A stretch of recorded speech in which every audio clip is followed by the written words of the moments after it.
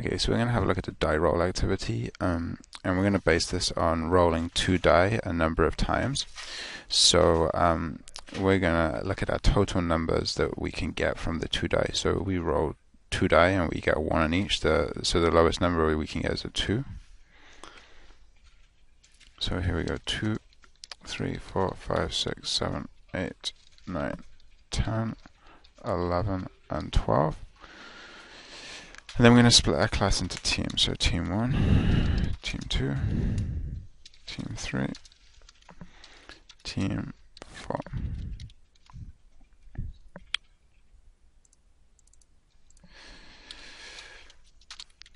So what we're going to do is we're going to actually total up the number of 2's. And then we're going to drag this down to using the handle to total up the number of 3's, 4's, 5's, 6's, 7's, and so on. And then finally, we're going to total up the number of rolls to give us a total.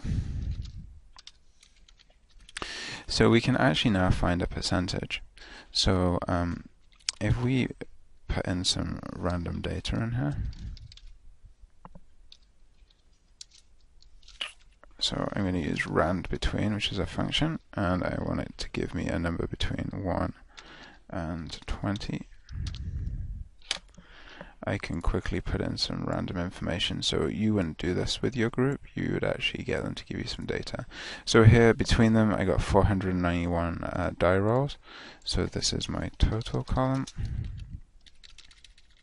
And you're going to notice that this data keeps refreshing. If you wanted to do a random experiment, you didn't want them to actually do the die rolls, you could actually base it on this. So again, I'm going to make this bold, and these bold, and this is where the student data went. So this is my total.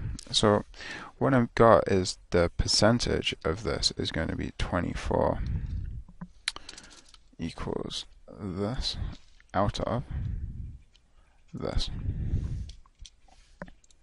So I can take this and I can drag it down, and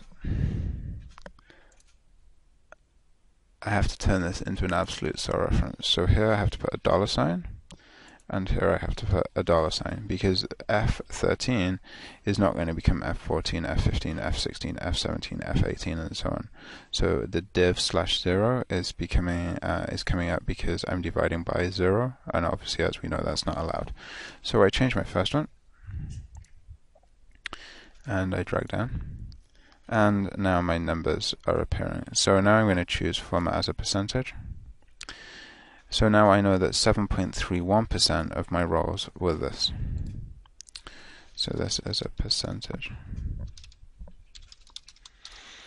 And I can also represent this as a fraction, because I can say that this, and then I can use an and sign, speech mark, a slash, a speech mark, an and the total. So when we're done and the numbers keep changing, and again I have to use a $sign here. So as I drag this down, we can now see that 41 out of 501, 39 out of 501, 44 out of 501. So I've got this represented as a fraction and as a percentage. Okay, so now we're going to turn our data into a graph. So the first thing we want to do is we want to choose the values that we have as our labels. And we also want to choose our percentage. So I'm using the control key to select 2 sets of data, and then I'm going to choose to insert the chart. So we want to choose a few options here. So we want to use column A as our labels, and we also want to make sure that we are using a column chart. This is a histogram, we want to use a column chart. So now we can see that 2 we got 8.18%, 3 7.78%, and so on and so forth. So we're now going to choose a few options here. So this, we're going to go to customize. So our chart title is die rolls total.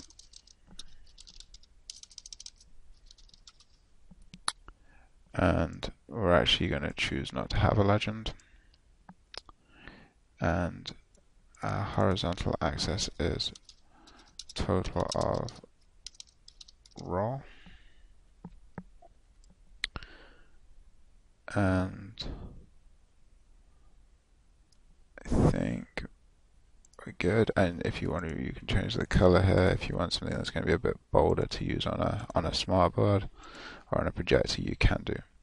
So then we choose to insert.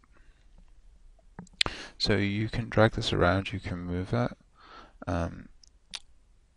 You can actually make it bigger or smaller. So you can take the corner and make it fit on your sheet.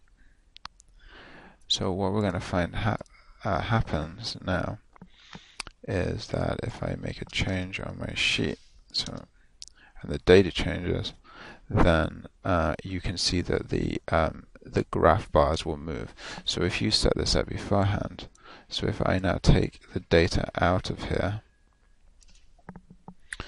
and I now give this to my group, and I say to them, right, okay, team 1, they got 3, and now they got 6. And as they start to type in the data is going to appear in the chart live, so they can see visually what's happening.